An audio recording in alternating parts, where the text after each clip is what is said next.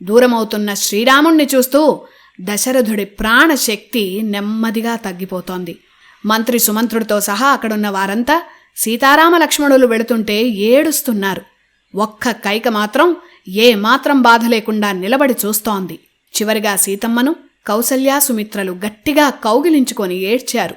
శ్రీరాముణ్ణి నీ చేతుల్లో పెడుతున్నాను, జాగ్రత్తగా నువ్వే చూసుకోవాలని కౌసల్య ఏడుస్తూ సీతమ్మకు చెప్పింది.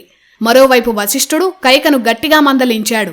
ఏ భరతుడి కోసమైతే శ్రీరాముణ్ణి అరణ్యాలకు పంపుతున్నావో ఆ భరతుడు వచ్చాక నిన్ను అతనే అసహ్యించుకుంటాడని వశిష్ఠుడన్నాడు. ఎవరెన్ని మాటలంటున్నా కైకలో ఏ మాత్రం చలనం లేదు.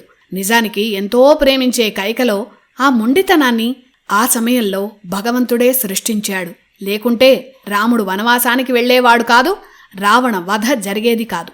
రాముడు వెళ్లిపోతున్నాడని తెలిసి అయోధ్య ప్రజలంతా తరలివచ్చారు.